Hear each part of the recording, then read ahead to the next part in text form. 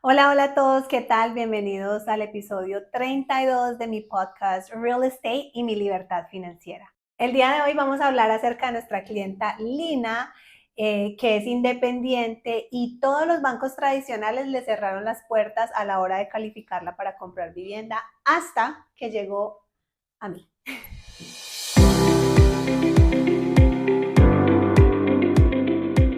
Hola Juli, ¿cómo estás? Hola, hola, muy bien, Cami, ¿tú? Muy bien, gracias. Bueno, Juli, vamos a hablar del caso de Lina, un caso que, aunque mucha gente diga no es común, es más común de lo que se cree, porque como hemos hablado en estos 31 episodios pasados, los bancos tradicionales tienen un poquito más de requisitos frente a los préstamos, ¿cierto? Hoy vamos a hablar de una trabajadora independiente, una empleada independiente, que claramente no tiene las mismas herramientas para acceder a un préstamo convencional, por así decirlo. ¿Cuál era el principal, no problema, sino ¿Obstáculo? obstáculo de Lina para acceder a un préstamo? Bueno, como ya lo hemos hablado en otros episodios, generalmente cuando la persona es independiente genera ingresos de una manera poco tradicional, o sea que al final de año le toca reportar sus impuestos y pagar los impuestos que no le sacaron durante el año. ¿Qué sucede? Que a la hora de reportar impuestos, los gastos, en muchas veces los gastos son mucho, o sea, son muchos y le dejan una ganancia neta muy baja, entonces lo que se muestra en los taxes o en la declaración de impuestos no es suficiente para que puedan calificar con un banco tradicional. Los bancos tradicionales generalmente te piden W2, que son los formularios que te dan el empleador, entonces si eres independiente, pues no calificas. Te piden, si eres independiente, que hagas muy buenos taxes, entonces pues eso requiere que tengas un muy buen ingreso, muy buena ganancia neta, entonces la mayoría de las personas que son independientes, pues al final de año balancean sus números, hacen sus declaraciones y la ganancia neta no es suficiente. Uno de los principales inconvenientes que hablamos en un episodio pasado era de que muchas veces el independiente tenía ingresos, pero también tenía gastos y eran gastos que no se demostraban, hablamos del tema del transporte y demás. Eso también se viene a evaluar como en estas situaciones al momento de buscar un préstamo no convencional, por así decirlo. Sí, sí, claro, todos los gastos que la persona deduce, pues van ahí. Hay algunos gastos que se le agregan nuevamente, digamos que a la ganancia, pero en muchas ocasiones no es suficiente para poder contarle un ingreso suficiente para poder calificar. Cuando Lina se acerca a ti y te dice, yo quiero comprar mi casa, pero soy independiente, puedo lograrlo, te cuenta como su situación, lo que está afrontando, ¿qué pasa después de eso? Nada, lo que hacemos es que en esa entrevista preliminar, entonces ya yo les hago preguntas más profundas para saber cuál de los caminos que tenemos para independientes que son no tradicionales es el que vamos a tomar. Entonces, ejemplo, voy a poner aquí tres ejemplos claros. Tengo el Profit and Loss Only, que es un estado de pérdidas y ganancias nada más, donde el contador nos dice cuánto se ha ganado en los últimos 12 meses. Lo que pone el contador en la carta es lo que tomamos, no pedimos nada más. Algunos lenders puede que pidan el último extracto bancario para mostrar los ingresos que han entrado y pues simplemente los depósitos que han habido en la cuenta bancaria pues tienen que como coincidir con lo que ha estado en el profit and loss. Ese es uno. Tenemos otro que es bank statements, que son solamente extractos bancarios. Y tenemos otro que es solo con el 1099, que es el formulario que te da el empleador o el que te contrata, digamos, porque aquí no hay empleador, pero el contratista te da, no, el contratista no se diría, el contratante, quien te contrata. Bueno, esa persona te da un 1099, al final de año tú tienes que hacer taxes con ella. También tenemos un programa donde solo trabajamos con esa forma, sin necesidad de profit and loss, de extractos bancarios, nada de eso. Entonces, esos tres, por ejemplo, esos tres programas son súper buenos para las personas que son independientes, donde no nos toca, no tenemos que mostrar taxes. Entonces, con Lina lo que hicimos fue primero determinar, ven, cuánto dinero está entrando a tu cuenta bancaria mensualmente. Si tenemos suficientes depósitos, pues entonces nos vamos a ir con los extractos bancarios. Si no hay suficientes depósitos porque digamos que, no sé, le entran parte a la cuenta personal, parte a la cuenta de ella, entonces no tenemos como cómo rastrearlo de una manera adecuada, entonces nos vamos con el profit and loss, porque igual ella está generando ese ingreso, entonces Eso fue lo que hicimos con Lina. Lo que hicimos fue que nos fuimos con los extractos, perdón, con el formulario de Profit and Loss, el estado de pérdidas y ganancias, que en este caso no él lo firmó un contador, ya no tiene contador, pero el preparador de taxes que tiene un PITIN number, así se llama el número que tiene que tener la persona que firma, digamos, ese formulario como que avala que los números que hay allí son correctos.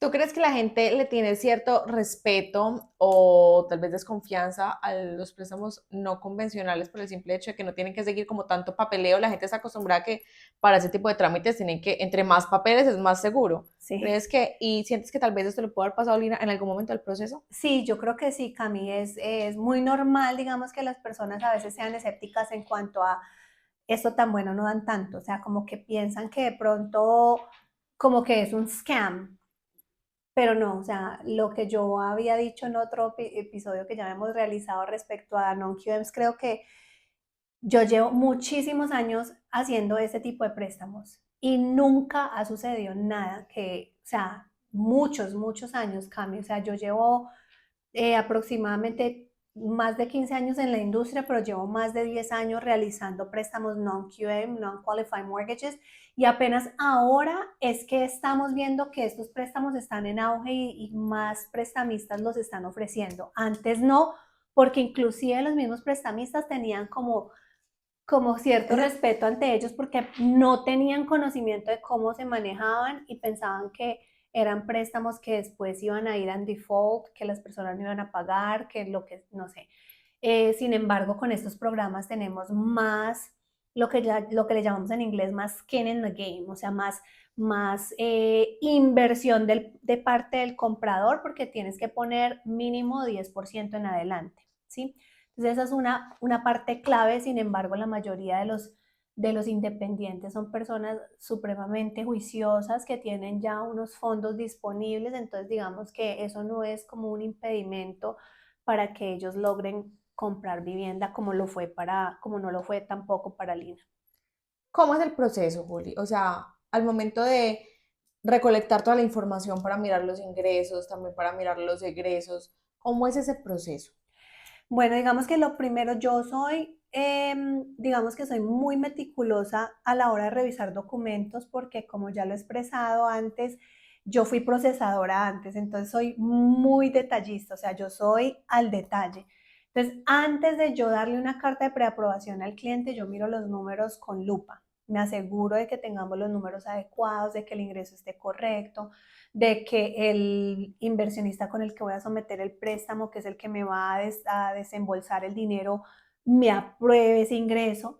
Y una vez el ingreso está aprobado, entonces ya el resto, pues obviamente sigo el mismo proceso que sigo con todos los clientes, sacar el crédito, asegurarme de que tengan los fondos necesarios, revisar todo el perfil completo y si todas las columnas están lo suficientemente estables, pues entonces ya se le da la carta de preaprobación al cliente y pasamos al siguiente paso, que es la búsqueda de vivienda.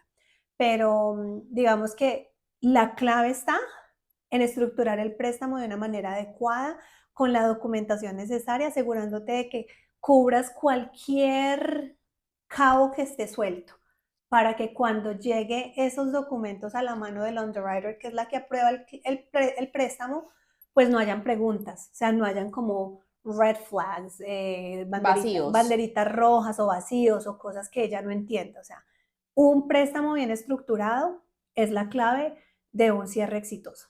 ¿Lina conocía ese tipo de préstamos o ella llegó completamente a ciegas y tú le mostraste como el caminito? No, Lina llegó a través de un realtor que me la refirió porque el realtor ya había cerrado otro programa con otro cliente bajo las mismas circunstancias. Entonces le dijo, ven, pero no tienes que esperar, puedes hacer esto, tú tienes el dinero, tienes el crédito, lo único que te falta es el ingreso, pero generas ingresos a través de tus extractos bancarios, ven, miremos. Cuando Lina llegó no tenía ni idea y cuando le di la asesoría ella quedó como que ven, ¿en serio? No sabía que podía hacer eso. Y efectivamente así fue. ¿Crees que si la gente tuviera más información sobre este tipo de préstamos, tal vez, obviamente no en mucho porcentaje, pero habría un alza en el tema de compras de vivienda, o más gente, digamos, se arriesgaría o se organizaría para futuro hacerlo. Sí, Cami, es más, ya lo estamos viendo porque como te dije ahorita, más bancos están ofreciendo este tipo de programa cuando antes no lo hacían. Entonces ya mucha más gente está teniendo acceso a ellos. Pero digamos que sigue habiendo cierto como, como escepticismo acerca de, uy, ¿será que eso es bien? ¿Será que no? Pero digamos que con una buena asesoría, una persona que tenga experiencia en ese tipo de préstamos, sí se puede lograr definitivamente. ¿Cómo fue el momento cuando Lina logra convertirse de un proceso a un caso de éxito, cuando ya logra tener su casa? Fue maravilloso porque llevaba muchos años intentándolo al punto de que ya ella había desistido, ¿sí? Si no es porque la realtor la envía y le dice, eso surgió de una conversación así muy espontánea que nada que ver, ella no estaba buscando comprar casa. Entonces, digamos que a pesar de que ella cumplió con el proceso, lo hizo con cierta, como, como, mm, Como no que sí, como que desconfianza, no. no desconfianza, pero digamos que ella todavía no creía porque ya había sido negada por tantos bancos. Entonces sí había como cierto recelo de, ¿será que esto es cierto? ¿Será que no?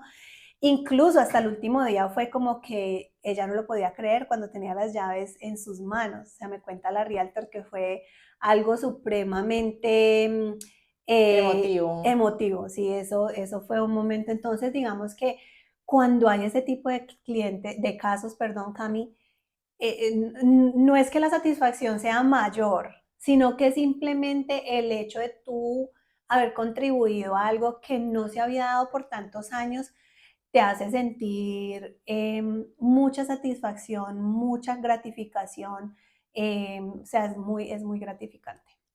¿Qué decirle a esos independientes que los han rechazado tantos bancos tradicionales y que cuando escuchan tal vez de ese tipo de programas dicen como no, eso tan bueno, no dan tanto? ¿Qué decirles? A ustedes, señores independientes, los invito a que hagan una consultoría conmigo completamente gratis. Lo único que tienen que hacer es agendar aquí. Lo que le digo a todos mis clientes, cada caso es completamente único y lo que le pasa a tu vecino, lo que le pasa a tu amigo, no es lo que te va a pasar a ti. Entonces tienes que, así como cuando vas al doctor, te revisan primero, miran como cuáles son tus síntomas, qué te duele. De la misma forma lo hacemos aquí. Te hacemos un análisis de tu situación actual y te encaminamos a que puedas lograr ese sueño independientemente de cómo recibas tus ingresos. Tenemos una solución para ti. Muchas gracias, Juli. Nos escuchamos en un próximo episodio. Gracias, Cami. Bendiciones.